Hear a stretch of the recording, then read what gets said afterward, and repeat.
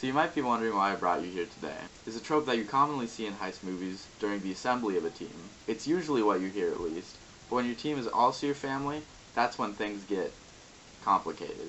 The movie Parasite is a movie that follows a poor family's attempts to escape their economic condition. It's also about best laid plans and what happens when they inevitably fall through. And when I say best laid, believe me, these guys are presented at an intellectual level comparable to James Bond. Parasite has two tonal centers that center around these concepts. At the beginning, it uses the language and structure of a heist movie to give its masterful pacing and time to set the stakes. And in the second half, it switches to being centered around horror tropes in a way that you don't typically see in most films. I want to take a look into how the director Bong Joon-ho explores the elements he employs in these two structures in order to get a better understanding of what makes their relationship to each other so effective. So just like in heist movies, they establish the site they're pulling off their plan in, explain what their plan is, and do it all over the course of a single really well executed montage. But the plan isn't to steal anything real or material like in a heist movie. Instead, what the family sets out to do is to steal the jobs of the people that work for the wealthy Park family by setting up their plan through the observations of their son, Sun Q Lee. In addition, they aren't pulling off this plan in a bank or at a casino like in your traditional heist movie. They're doing it all within the home of the CEO, who is also the father of the Park family. What Bong Joon-ho has set out to do from the beginning without telling us anything was to use the structure and editing language of heist movies to complement the plot of the film, by allowing it to naturally develop its own pacing, complementary to the heist genre that it's borrowing from.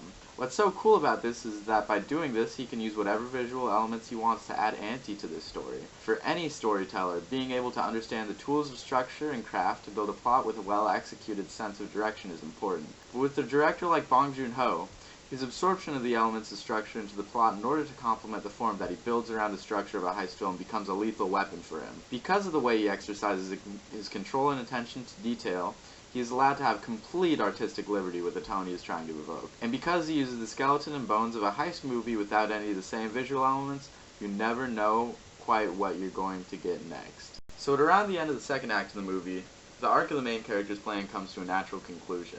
The main family has had their master plan go off without a hitch, and they find themselves hanging out at the Park's home while the Parks are away celebrating their youngest son's birthday. The main family is also celebrating their success by eating food and drinking spirits in the Park's home, when all of a sudden there's a shift in tone. The natural conclusion of this act is subverted by the old housemaid showing up. Before you know it, the main family's plan starts slipping. She lets herself back into the house under the claim that she forgot something inside. Her letting herself in is a sort of metaphor that the plan was not quite as airtight as they thought, and that their plan could soon come to face some unknown external elements that they couldn't have predicted.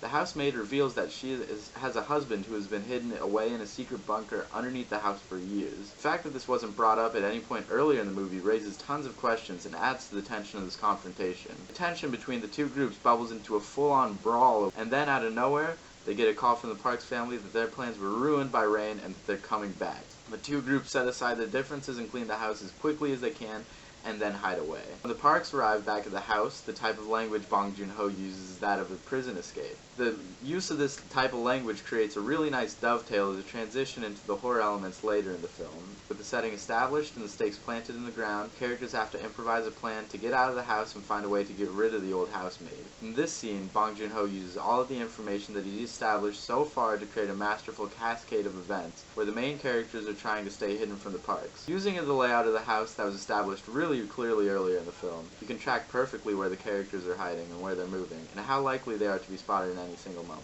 Add to this the fact that the relationship between the main characters and Parks has also been established. Being in such close proximity to the Parks and being able to hear everything that they're saying explores what the Parks really think about some of the characters, and sets up important information towards the climax of the third act that could not be better placed. I'm almost certainly out of time at this point, but I feel like the rest of the film features like this really awesome downhill sprint. This scene is really at the crossroads where all that happens. I hope that by using all the tools that I've learned in my Intro to Cinema class, you've gotten a chance to see that too. And if you really like this video, be sure to check out the original movie Parasite, because I cannot possibly put everything that is amazing about that film into words. Cannot recommend it enough.